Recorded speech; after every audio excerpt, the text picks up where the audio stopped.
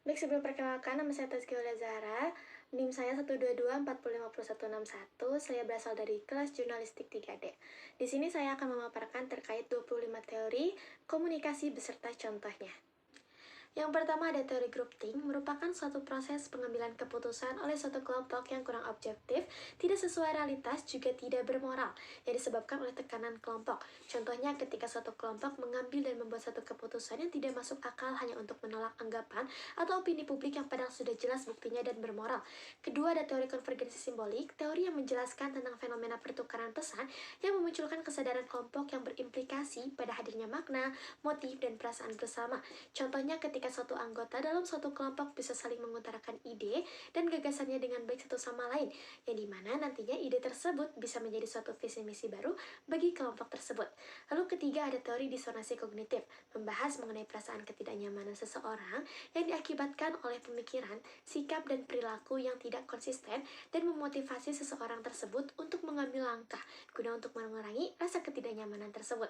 Contohnya ketika seseorang merasa tidak nyaman atas permasalahan yang dihadapi oleh dirinya, dan secara naluriah, orang tersebut pastinya akan segera memikirkan solusi atas permasalahan yang sedang terjadi.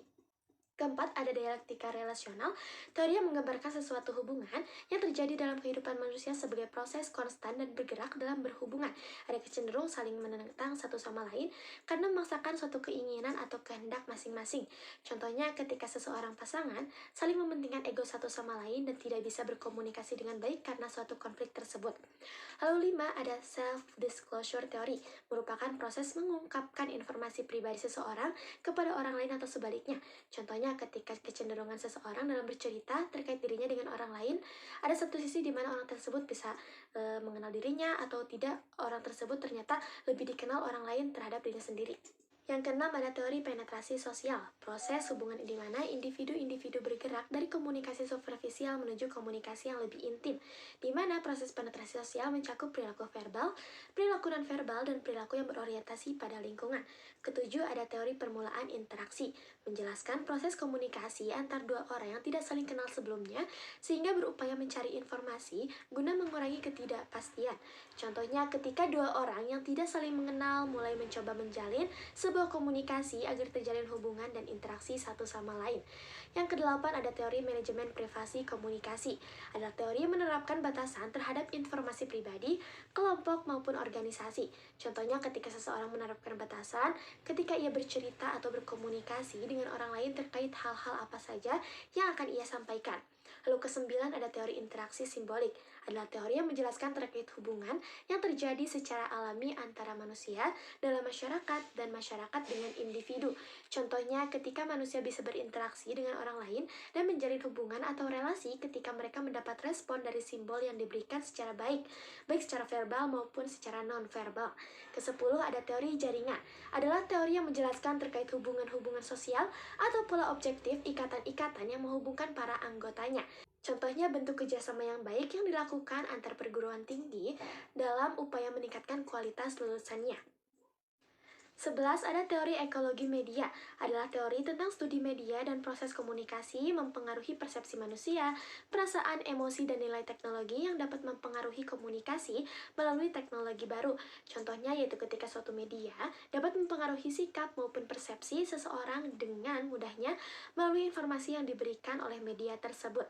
Kedua belas yaitu ada teori budaya organisasi, adalah suatu sistem nilai kepercayaan dan kebiasaan dalam suatu organisasi yang saling berinteraksi dengan struktur sistem formalnya untuk menghasilkan norma perilaku organisasi tersebut. Contohnya kedisiplinan antara suatu perusahaan yang satu dan yang lainnya memiliki karakteristik dan kebiasaan yang berbeda dalam menyikapi kedisiplinan para karyawannya. Lalu ke-13 ada teori kultivasi, adalah proses kumulatif di mana televisi dapat menumbuhkan persepsi atau keyakinan terhadap realitas sosial kepada para penonton. Contoh, ketika seseorang dapat terpengaruh atas tontonannya yang mereka lihat, yang dimana nantinya akan menyebabkan perubahan atas sikap dan persepsinya terhadap lingkungan sekitar atas apa yang telah ia tonton. 14 ada teori use and gratification, adalah teori yang menjelaskan tentang sifat halayak yang aktif dalam mengkonsumsi media, sehingga mereka atau halayak dapat selektif dalam menilai dan memilah pesan dari media manapun. Contohnya ketika suatu halayak menonton dan mengamati media sesuai kebutuhannya, dan ketika audiens sedang membutuhkan sesuatu hiburan, maka tontonan yang akan dilihat pasti berupa saluran komedi ataupun saluran hiburan lainnya.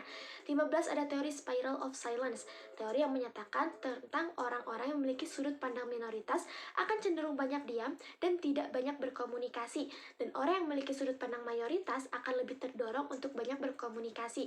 Contoh ketika seseorang melihat banyak orang berbicara dalam suatu forum tentang suatu topik dalam sebuah grup obrolan, maka mereka cenderung mengikuti pendapat populer sebagai cara untuk mempertahankan hubungan sosial mereka. Ke-16 ada teori agenda setting.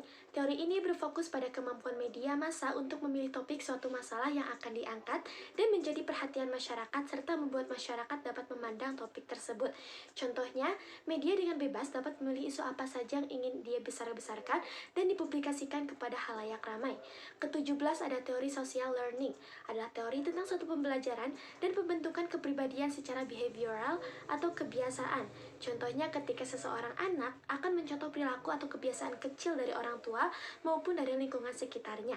18 ada teori negotiation, adalah teori yang memberikan sebuah dasar perkiraan terkait bagaimana manusia dapat menyelesaikan masalah berdasarkan muka dalam sebuah kebudayaan yang berbeda, atau singkatnya, teori ini menjelaskan terkait perbedaan budaya dalam merespon suatu konflik. 19 ada teori anxiety atau uncertainty management. Teori ini mendefinisikan bagaimana manusia bisa berkomunikasi secara efektif berdasarkan keseimbangan antara kecemasan dan ketidakpastian mereka dalam situasi sosial. Contohnya, teori pengurangan ketidakpastian adalah metode analisis keputusan. Metode ini memungkinkan pembuatan keputusan untuk mengevaluasi berbagai alternatif yang tersedia dan memilih alternatif yang akan menghasilkan hasil yang paling menguntungkan. Dengan menggunakan metode ini, para pembuat keputusan dapat mengurangi ketidakpastian yang terkait dengan pengambilan keputusan mereka. Lalu yang ke-20 ada teori conversation constraint, adalah teori mengenai hambatan pada pembicaraan, baik budaya maupun pribadi, yang mempengaruhi bagaimana suatu pesan dan konstruksi dan gaya pembicaraan seseorang guna mencapai tujuan tertentu. Contohnya dalam anggota budaya kolektivisme dan orang yang memandang dirinya saling tergantung lebih mementingkan pembicaraan yang berorientasi pada hubungan atau relasional dan perasaan orang lain. 21 ada teori expectancy violation, merupakan nilai positif atau negatif dalam merespon kelakuan tak terduga pelaku, dan di mana pelanggaran dapat bermakna suatu ambigu, tetapi dengan bantuan pesan nonverbal biasanya suatu nilai dapat ditentukan. Contohnya, seorang suami yang seharusnya mencintai istri dengan tulus malah melakukan kekerasan terhadapnya, baik melalui kekerasan fisik ataupun kekerasan kata-kata dan verbal. Tindakan ini tentu menimbulkan dampak traumatik pada diri si istri, sekaligus melanggar pengharapannya untuk dilindungi bukan dilukai secara fisik maupun hatinya. Lalu yang ke-22 ada communication accommodation theory, yang dimana teori ini adalah teori yang diperkenalkan oleh Howard Gills, yang dimana berpijak pada premis bahwa ketika pembicara berinteraksi, mereka menyesuaikan pembicaraan, pola vokal, dan atau tindak tanduk mereka untuk mengakomodasi orang lain.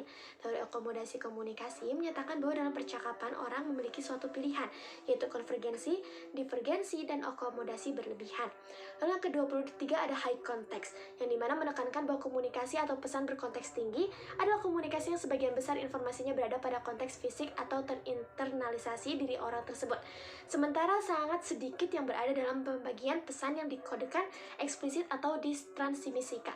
Low context adalah tingkat rendah yang menyeratkan bahwa banyak informasi dipertukarkan secara eksplisit melalui pesan itu sendiri dan jarang ada sesuatu yang tersirat atau tersembunyi. Konteks tingkat rendah dicirikan oleh komunikasi langsung dan linear serta konstan, dan terkadang penggunaan kata-kata yang tidak pernah berakhir dengan komunikasi yang langsung, yang tepat, dramatis, terbuka, dan berdasarkan niat sebenarnya. Lalu ada teori induktif, yang dimana cara berpikir yang dimulai dengan melihat hal-hal khusus, kemudian menarik sebuah kesimpulan baru yang lebih umum. Contohnya seperti mengobservasi, melakukan pengamatan, dan melakukan pengembangan pola dan mengembangkan teori dari pengamatan yang telah diambil. Lalu ada deduktif teori yang menekankan pada struktural konseptual dan validitas substansialnya.